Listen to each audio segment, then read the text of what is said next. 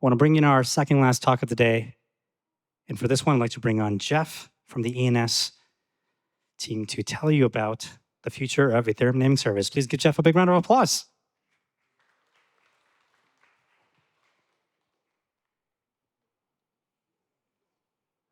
Hello, everyone. I'm Jeff Lau. I'm a co-founder of ENS. I'm actually based here in Taipei, so it's fantastic to be able to give this talk in my hometown. And that's my baby over there in the middle. So today I'm going to be talking about the future of ENS and my view on how we're going to be taking simple naming to becoming the foundation of decentralized identity using programmable cryptography and Namechain. But first, can I get a show of hands? Who here owns an ENS name? Wow. Who doesn't own an ENS name? And no one dares puts their hand up. Okay, fantastic. It's really amazing to see the adoption of ENS over these last 8 years. It's really been 8 years since ENS started, so thank you all for your support. So first, I'll give an introduction to ENS. So ENS is a user experience protocol. That means we put users first. And this means many things. The first, it means that we really want to take blockchain and make it really understandable to everyone and make it really easy to use. The second is we really want users to be in control of their identity. So we do this by empowering them with the true trustless ownership over their names. And lastly, our protocol is built to be incredibly neutral and permissionless, so anyone, anywhere can use ENS. ENS's humble beginnings started with, one of these fundamental blockchain and cryptographic problems, which is everything is a random hexadecimal number like this. Really, how are we expected to scale to millions or even billions of users if the first thing you see is when you enter the blockchain system is this kind of scary hexadecimal number? ENS transforms that hexadecimal value into something we all understand, a name. We're all given a name when we're born as humans, and that forms part of our identity. And whether that hexadecimal address represents a wallet or a decentralized website, a name is far more meaningful than that. ENS is built on a few core principles. The first is that we're decentralized. That means that no single party or person owns and governs the protocol. The second is that we're permissionless, meaning that anyone, anywhere can use ENS without having to go through KYC or having to give up personal or sensitive information. And the last thing is we're credibly neutral, meaning that no single party has a controlling interest over ENS, and so we can make it a very public protocol, public good for everyone to use. Over these last 8 years, we've managed to create over 14 million names. People have made 14 million names with over 30 million users and several 100,000 decentralized profiles. But over these last 8 years, we've also run into problems with scaling and cost on Ethereum L1. So in 2024, we announced our plan to go to Namechain, which is our new purpose-built L2 with the new L2 and our new versions of the contract with ENS v2. This is going to create the foundations for the next version of ENS for years to come. So Namechain is a ZK-Rollup, which means we use zero-knowledge proofs to create validity proofs to batch up transactions to make it cheaper and easier for people to use ENS. And because they're validity proofs, it means once they're put onto Ethereum L1, those transactions are finalized, and so we don't need to wait around for any kind of finalization period. And so the ENS you know and love on L1 works just as it does on Namechain. So Namechain will be the home of names. You'll be able to register your name, you'll be able to set your records on Namechain, you'll be able to set your subdomains. It'll be easy as using it L1. But my vision for ENS is more than just names. Names, just as you as humans at the beginning of your life, it's just the beginning. But actually, it's your experiences, your journey through this world that really creates your identity. And that's what I really want ENS, I really want Namechain to be that home of identity. And I'm hoping with the help of programmable cryptography and Namechain, this will be the foundations of decentralized identity. So what is programmable cryptography? Well, programmable cryptography is a family of cryptographic primitives that allow you to apply these primitives to arbitrary computational functions. And this means that you don't need to create new verification methods every single time there's a new use case for a new cryptographic primitive. At Namechain, we use zero knowledge to batch up transactions with ZK-Rollups, but actually that's only a small use case of a very, very powerful cryptographic primitive like ZK. So what are ZK proofs? ZK proofs prove something about some data, and when you're doing that proof, you're also able to redact sensitive information or private information. Traditionally, it's been hard to prove but easy to verify, meaning that it's more computationally expensive to prove, and so you would usually do that off-chain. But it's easy to verify, so it means it's very, very quick and easy to verify, and at the end, you're left with a very small and compact proof where you can put anywhere you like, which makes it perfect for using on the blockchain. Because that proof is so small, you can put that quickly and easily on-chain and verify it on-chain. And obviously, that's validated with mathematical certainty. So I was introduced to programmable cryptography in 2021 when I took the first cohort of the 0x Park ZK education residency. And at that time, I was doing these lectures with Brian Gu, who was working at the Ethereum Foundation in 0x Park at the time, and he was teaching us about zero knowledge.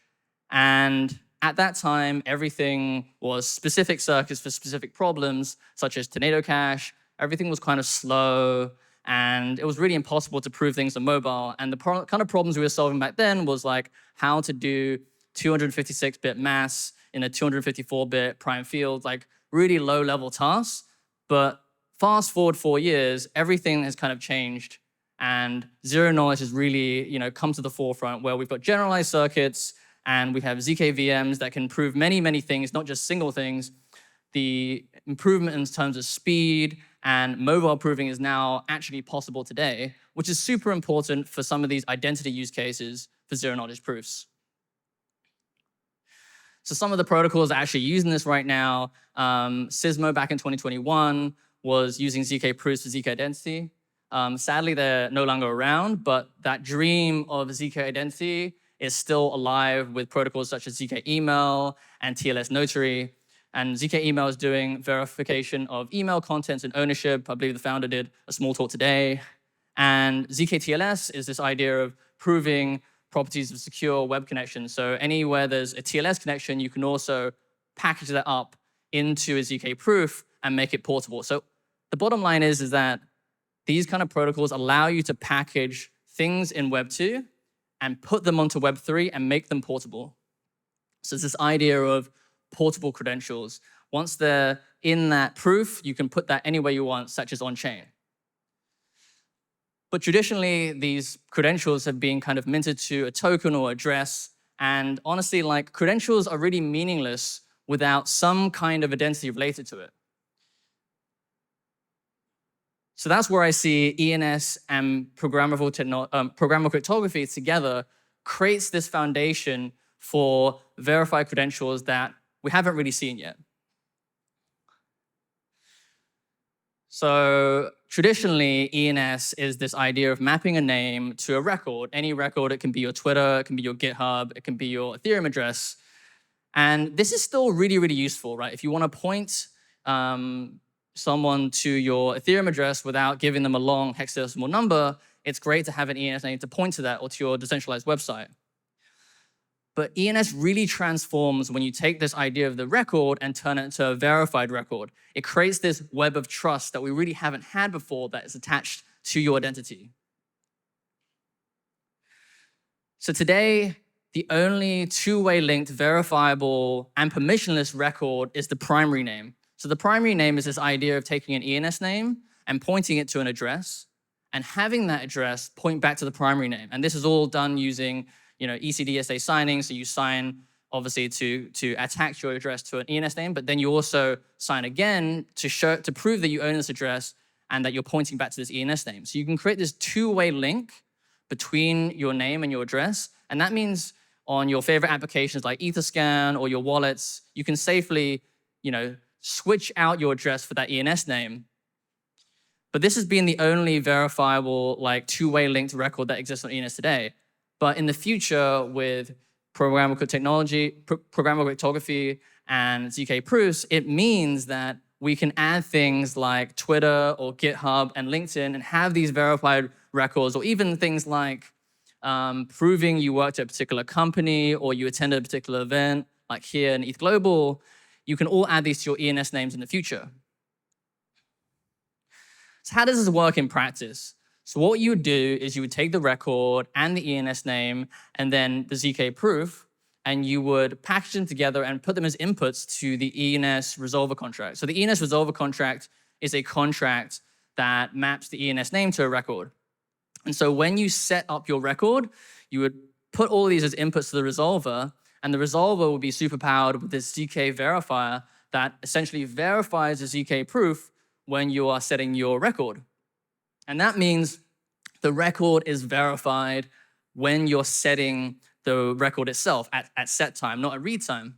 So that means that anyone reading your ENS name later on knows that's already been verified. They don't need to do any verification. They don't need to check with you. It's all been done by the ZK proof. So in practice, if you know ENS, it means that at ENS name resolution time, meaning when they're reading the name, they don't need to do any verification. It just works out the box.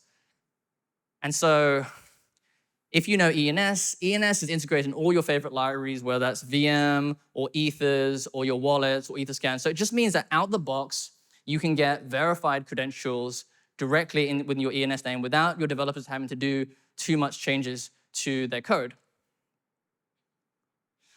So what are the use cases? Well, the first use case would be spoof prevention.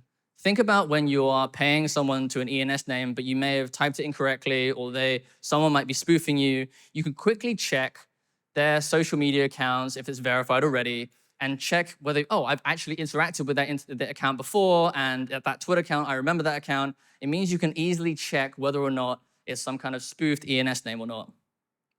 The same can be done with things like websites. So maybe if it was the safe wallet front end, you can put that onto ENS and have it direct to an IPFS content hash. And when you are resolving that name in a website, it means that you can check their social media accounts to check if they've attached their company GitHub or their company Twitter. And that means you can be more sure that this is the correct website that you're using. Sybil resistance. So an address on Ethereum by itself doesn't really have any Sybil resistance. It could be, it could be anyone. And an address with an ENS name attached to it has a slightly higher Sybil resistance because obviously there's some value attached to an ENS name. But ENS names with credentials are even better. If you attach a verified record like your social media accounts, like multiple social media accounts with multiple real-world usage, it's more clear that this is a real human, a real individual. So, Dapps can use this for things like airdrops or things where you want there to be only a single human that can do this. Private verification of data. So think on if you are looking for a job and you want to show to your next employer that you worked at this particular company, but you don't have a reference or you don't want to give them a reference to your previous company. What you could do this without ZK proofs right now by getting an old email and proving, like showing them that email from your old company subdomain. But the problem with that is that, that email might have potentially sensitive or private information, and you're revealing that to your new employer. So you could to stop this, you could use a ZK proof to essentially verify the email and check the DKIM signature, and that's how you could prove that you worked at a particular company without actually, revealing any sensitive information or giving them a reference that they need to call. And you can also, because it's using a ZK proof, you can redact any sensitive information or data. Similarly, with something like ZK-TLS or TLSnotary, you can also do this with your bank account. You could confirm you have the amount of assets for a mortgage without revealing the exact amount you actually have in your bank account. This can be all done using ZK proofs. And you can attach that to your ENS, and once you've attached that to your ENS, you can use it in multiple different places, not just that one place. So it's portable. Conditional access. So once all these credentials are added to your ENS name, it means that you could use this to gatekeep an event or a Discord or a forum, and you can combine this with other on-chain assets like NFTs or tokens or POAPs. And lastly, ENS names we've always had this narrative of this, the Web3 username, where you would use your Web3 username once on one Dapp, but then you can use that same username over your Farcaster or other Web3 applications. You can take this idea and you can use it with portable reputation.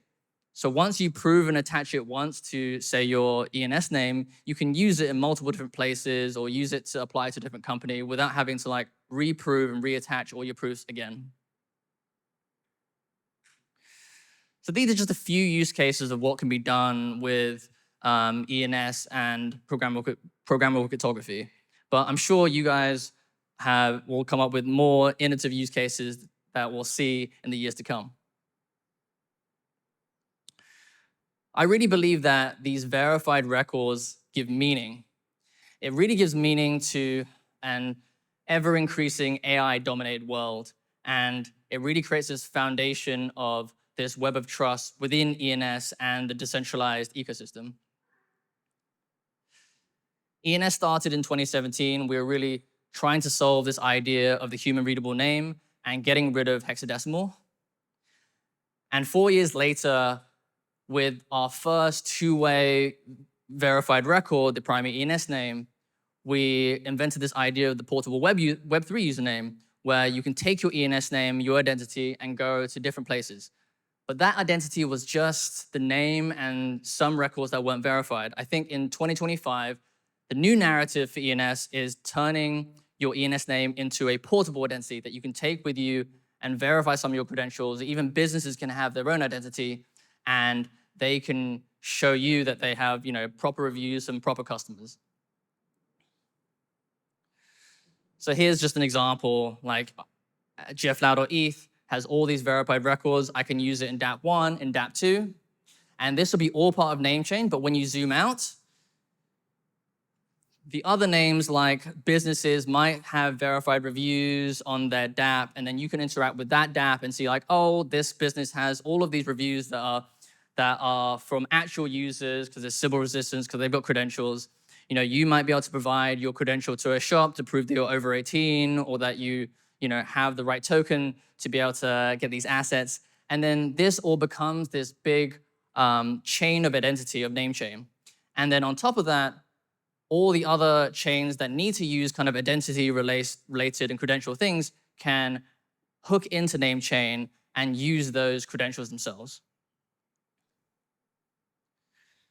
So this really brings me full circle to the idea of names. Names is something, we are all given a name when we start this journey of life, and it's really just the start of identity. It doesn't make us who we are. Like I said, it's the journey and those experiences and those credentials, those things that you experience through life that really create the identity of who we are. So identity is the destination, and that's where I really believe ENS is going. We started with names, but that's just the foundation. And as you build your identity through your experiences, this is what makes a really meaningful web of trust, and that's the foundation of what I believe decentralized identity to be.